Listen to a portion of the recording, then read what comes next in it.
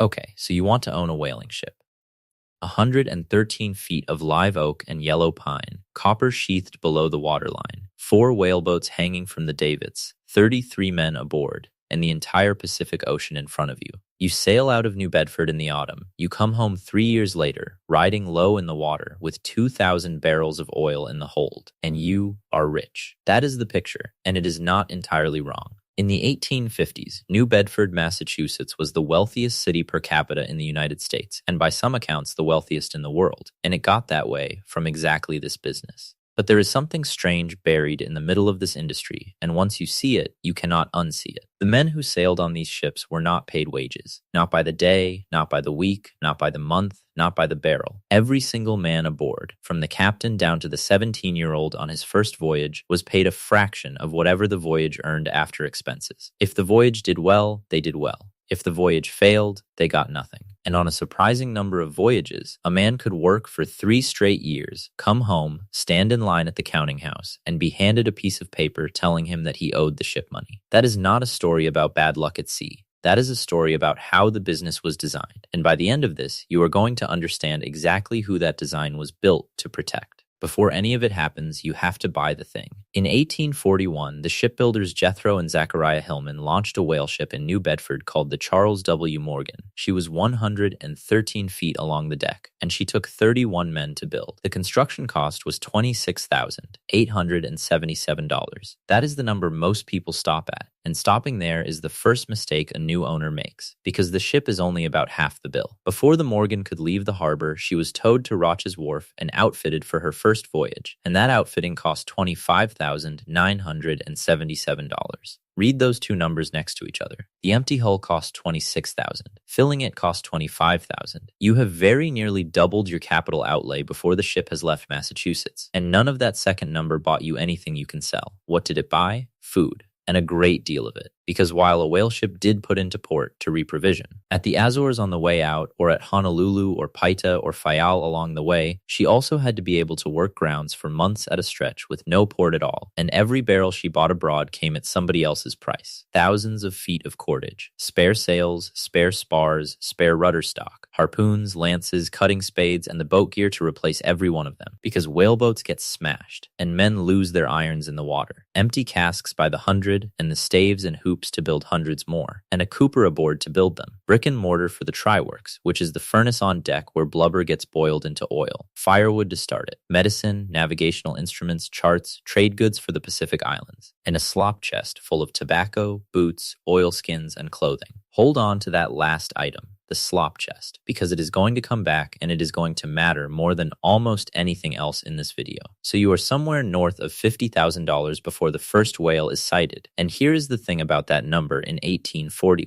That is an enormous amount of money for one person to have at risk on a wooden object that is about to spend 3 years out of sight, out of contact, and out of reach in the most dangerous waters on Earth. And the men who ran this industry understood that perfectly well, which is why almost nobody owned a whale ship the way you are picturing it. They owned fractions. A New Bedford whale ship was typically owned by a syndicate of investors, and 8 investors per vessel was about average. The Lagoda, a New Bedford ship working from 1841 to 1886, was owned at various points by somewhere between 4 and 8 different parties. You did not buy a ship. You bought a 16th of one, and then a 16th of another, and then an 1/8 of a third, and you spread yourself across a portfolio of hulls in the same way a person today spreads money across an index fund, and for exactly the same reason. Any individual whale ship might sink, burn, get crushed in ice, be taken by a Confederate raider, or simply spend 3 years finding nothing. The fleet, in aggregate, made money. Your job as an investor was to make sure you owned the fleet and not the ship. Sitting at the center of that arrangement was a person called the agent, and the agent is the most important character in this story. The agent was the one who assembled the syndicate, raised the capital, bought or commissioned the vessel, hired the captain, outfitted the ship, recruited the crew, and then, 3 or 4 years later, sold the cargo when it came home. Everything routed through him. He was, functionally, a fund manager, and historians who study this industry have argued fairly persuasively that the American whaling agent is one of the earliest recognizable versions of the modern venture capitalist. He raised money from limited partners, he backed operators he had scouted, he diversified across many simultaneous bets, and he took his cut off the top. Now let us talk about what actually comes home in the hold, because this is where most people's mental model of whaling is wrong. You are not selling one product, you are selling three, and they trade at wildly different prices. The first and most valuable is sperm oil, which comes from sperm whales, and above all the spermaceti, which is the waxy substance in the animal's head. Spermaceti made candles that burned bright and clean and did not stink, and sperm oil was a superb lubricant, which mattered enormously in a country that was in the middle of filling its cities with machinery. This was the premium product. The second is ordinary whale oil, rendered from the blubber of right whales and bowheads, which was darker, smellier, and cheaper, and which lit a very large number of American rooms. And the third is baleen, which people at the time called whalebone, even though it is not bone at all. Baleen is the fibrous plate that filter-feeding whales used to strain food out of seawater, and it has a property that made it commercially extraordinary before plastic existed. It is strong, it is light, and it holds a shape while still flexing. It went into corsets, hoop skirts, umbrella ribs, buggy whips, and springs. And here's a detail worth pausing on, because it explains the last 20 years of this industry. As sperm whales got harder to find and oil prices came under pressure from below, baleen kept its value, and eventually a whale ship could come home having failed at oil and still turn a profit on the corset trade. The industry that started by lighting the world ended by holding up women's dresses. Let us put real numbers on a real voyage. When the New Bedford whaler Benjamin Tucker came home in 1851, she carried 73,707 gallons of whale oil, 5,348 gallons of sperm oil, and 30,012 pounds of baleen. After expenses, the net proceeds of that voyage came to $45,320. Now watch what happens to that money, because this is the part of the business that has no modern equivalent and that almost nobody talks about. Every man aboard signed articles before sailing, and those articles specified his lay, which was a fraction, not a fraction of some pool set aside for the crew, a fraction of the whole voyage. The captain's lay might be a 10th or a 17th of everything the voyage netted. The mates came next, then the boat steerers, who were the harpooners, then the skilled tradesmen, the cooper and the blacksmith and the carpenter, and then, at the very bottom, the ordinary foremast hands and the green hands, the men who had never been to sea before. Their lays ran out to 160th, a 200th, sometimes a 250th, and whatever was left over after every one of those fractions had been paid out was the owner's share, which in practice came to somewhere between 60 and 70% of the voyage. So let us actually run it, and let us run it on the one voyage where the individual lays survive. When the ship Milton came home in 1836, the captain's lay of 1/17th paid him $5,882. The first mate's 1/22nd paid $4,545. The boat steerer's 1/75th paid $1,333. The blacksmith's 140th paid $714. Run any one of those fractions backward, and you get the same answer for what the voyage was worth. 5,882 times 17 is about $100,000. 4,540 5 times 22 is about $100,000. 1,330 3 times 75. Same answer. 714 times 140. Same answer again. 4 different men, 4 different ranks, 4 different fractions, all pointing at one number. That tells you the lay was calculated off the whole voyage, and it tells you the system was arithmetically consistent. Whether the number it was calculated from was honest is a separate question, and we will come back to that, because the sale of a cargo was something an agent had a great deal of discretion over. Now hold that $100,000 voyage in your head, and look at where the money actually went. The captain and the 4 ranks we just listed account for a little over $12,000 of it. Add in the other mates, the other boat steerers, the cooper and the carpenter and the cook, and roughly 20 ordinary hands-on lays running out past 160th. And the entire crew of that ship, every man who ever touched a harpoon or a cutting spade, is taking home somewhere around a third of what the voyage earned. The other 2/3 never went to sea. And the men at the bottom of that third are on figures that are genuinely hard to look at. On the Milton, the best paid ordinary seaman took $800 for years of work, and the worst paid took $571. A green hands lay in this industry commonly ran anywhere from 160th to a 250th. So on a more typical voyage than the Milton's, one that netted something closer to the Benjamin Tucker's $45,000.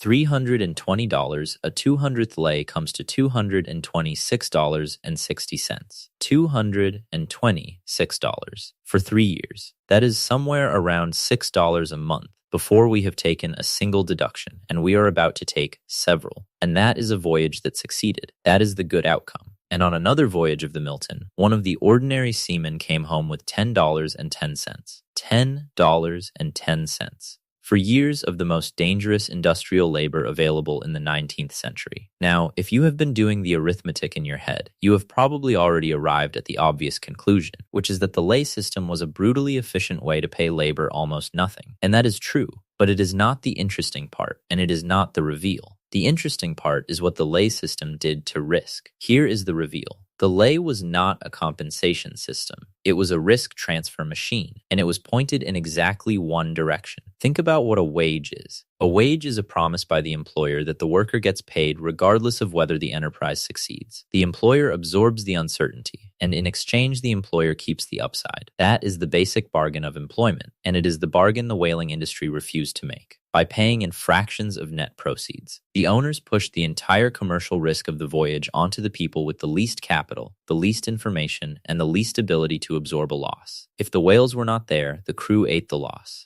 33 men, 3 years, nothing, and that alone would be a hard enough business. But it goes further, and this is where the slop-chest comes back. A whaleman was typically given an advance when he signed on, money he could leave with a wife or a mother or carry aboard. That advance was not a gift. It was logged and charged against his lay. Then, over 3 years at sea, he needed things. Boots wear out. Oilskins tear. Men get sick and want medicine, and they want tobacco. And when the ship puts into Fayal or Honolulu or Paita, they want money to spend ashore. All of it came from the ship's slop chest, and all of it was charged against his lay, at prices the owners set, with interest attached that ran to something in the range of 25%. So go back to that green hand and his $226.60 and start subtracting. I want to be clear that I am illustrating here rather than reading you one specific man's ledger, because individual crew accounts are scattered and inconsistent. But the mechanics are documented, and you only need the mechanics to see the problem. Take his advance at signing, the money he left with his family, and call it modest. Take 3 years of boots and oilskins and tobacco and a bout of illness in the tropics, bought at prices the owner set. Take the money he drew to go ashore in Honolulu after 18 months at sea because he was 20 years old and he had been eating salt beef in a forecastle since the previous spring. Now attach roughly 25% interest to the whole running balance and compound it across the length of the voyage. You do not have to be extravagant to spend $226 over 3 years. You have to be alive. That is how a man works 3 years on a successful voyage and comes home owing money. Not through gambling, not through recklessness, just through existing at the prices his employer charged him. And a man who owes money to a whaling firm in New Bedford with no savings, no trade, and no way home does the only thing available to him. He signs the articles for another voyage, which means the debt was not a failure of the system. The debt was a retention mechanism. And now look at where the agent is standing while all of this happens. The agent charged a fee for outfitting the ship, commonly around 2.5% of the expenses he incurred. Note what that means. His outfitting fee scaled with how much he spent, not with how much the voyage earned. He took a commission on selling the cargo when it came home, generally in the range of 0.5% to 1%. He frequently sold the voyage's insurance through firms he had an ownership interest in. He ran the slop chest that the crew bought from at markup and interest. And on top of all of that, he personally held an ownership stake in the venture, typically somewhere around 1/4 to 1/3.